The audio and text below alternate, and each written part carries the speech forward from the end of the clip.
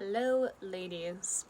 If any of you on here are trying to find a fix for what you would like to or know what is a Bartholin cyst, I have quite the extensive information that can actually help you from going to the ER. However, I do believe that if you have an OBGYN or a PC that you can talk to right away, then I'd say that that is a good route to go. However, you might not have enough time to do that if they're not willing to see you right away. This problem can actually, it can flare up in at least 2 days if you have a very sensitive area. Obviously, if you're on here listening to this, you probably know what it is, and you probably know why. However, I will explain what that is. Now, Bartholin gland is what excretes feminine fluid to lubricate the vagina. So, that being said, there are ducts that go internal and through your vagina so that you can actually release anything that gland produces. If the ducts happen to get blocked, it can actually make that fluid back up and then cause inflammation. And inflammation can cause a cyst, and then a cyst can get infected, and then the infection can get worse and worse and worse. And the more that fluid backs up inside your body, it creates almost a golf ball size swelling, and it's very uncomfortable. I'm going to make a 2-part video that one will tell you how to fix this problem and or try and prevent this cyst from getting worse and or trying to get rid of it completely.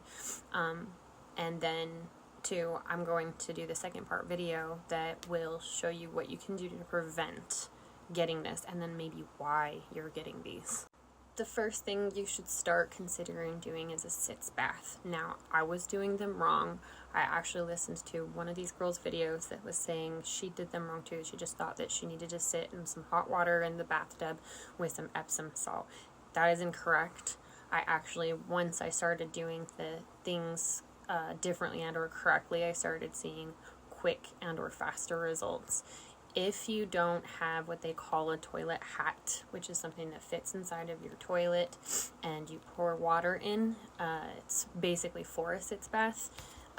You can either buy one online, or if you can't get something similar to this, what I did, because I didn't have time, is I got a bowl about the size of my ass and then I put boiling water, specifically boiling water, into the bowl, and then I just put the bowl in the toilet and let it steam the area so that basically you could tell it just needs moisture. If you want those ducts to open, then it needs to be hot.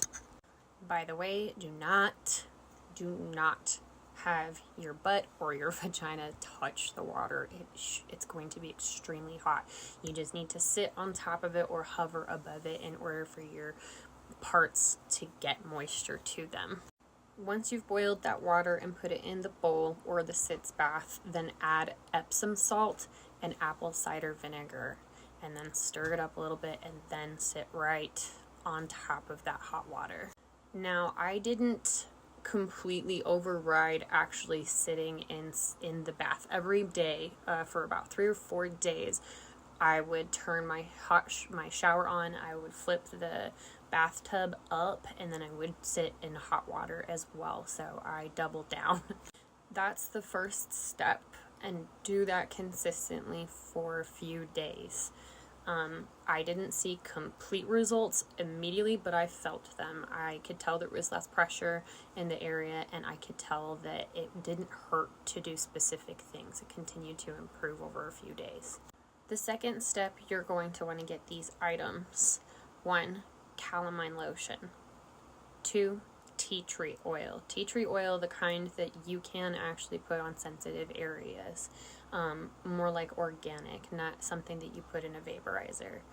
3, witch hazel and the brand Tea & Dickinson. So some of the other witch hazel brands are probably not something that you want to be putting on your lady parts. 4, you're going to want cotton rounds or balls. 5, you're going to need a heating pad or a hot washcloth. 6, get this on Amazon as soon as you can. Beeswax and propolis magic salve. And then last, turmeric with curcumin in it, because we are going to basically have you take as much inflammation in the body down as you possibly can.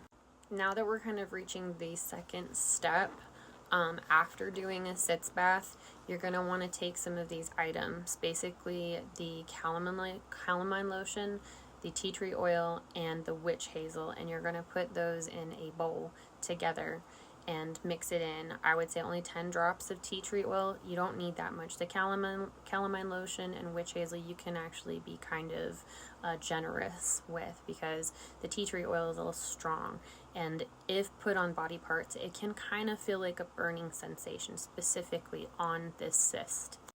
Now you're going to want to have a pair of panties that are either the bikini kind or granny panties. You need something to cover the entire bottom half of your body. You don't, absolutely no thongs. During this time that you are doing these things, and during the week as well, do not wear thongs. It is essential. It will irritate the area and it can make it worse.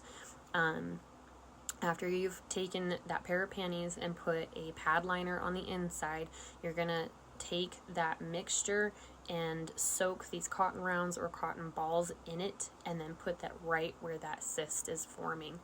After you've pulled up those panties, you're going to want to get either boxer briefs or a tighter pair of shorts to hold that in, and then you're going to want to either use a heating pad or you're going to want to get a hot washcloth. You can put the hot washcloth in the microwave for a minute and then put it in a plastic bag. Make sure that you're protected below so that you don't burn the skin if you're using a hot washcloth. The heating pad generally is a little bit more forgiving. You're going to leave that on and also hold that heat in there for about 30 minutes. You can keep it on there a little bit longer, but it will tend to feel like it's a little bit burning sensation. So just that is normal. If it starts to completely irritate the skin, take it completely off. I don't think everybody's going to be able to react to something the same way. I honestly, like the tea tree oil, think that that is what causes the burning. If it irritates the skin too much, just use the witch hazel and the calamine lotion. Now that you've done this entire process, I would go and kind of clean off the area and then take that beeswax and propolis magic salve and then put it on the area. You can sleep with that on there, and make sure also that you're taking turmeric two times a day, 2 or 3 pills daily. Again, you want to get everything, all inflammation out of the body, and if you're drinking or eating anything, alcohol, carbs, anything that's going to cause any inflammation in the body, I would say stop doing that right away. After about 3 days of me doing this whole process, I finally got those ducts in that area to release, and I got a complete flush of any of that inflammation that was backed up in that cyst wall. I didn't get a cyst out. I don't think that that's what was in there, because I've had 4 of these, and the last lancing that I had, she didn't see a cyst and that it was just backed up fluid. Now that can happen. I would sit here and say don't panic. It could possibly just be fluid. If it happens to be a cyst, there is a strong possibility you may need to go and get this lanced. So far, I feel like my body is healing up, and that I think this whole process was extremely successful for me.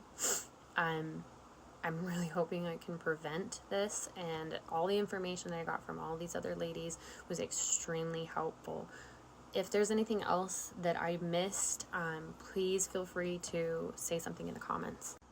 The main reason I feel so compelled to actually post this video is because all the information that I got from everybody online, because this is such a non-talked about subject in the health world, and I'm a healthcare professional myself, and as well as my mother and my sister. So the fact that I didn't know very much about this, and neither did they, I'm hoping that I can help anybody else, because There's so little information about it. I'm glad that I could help somebody else, and I hope I can help anybody.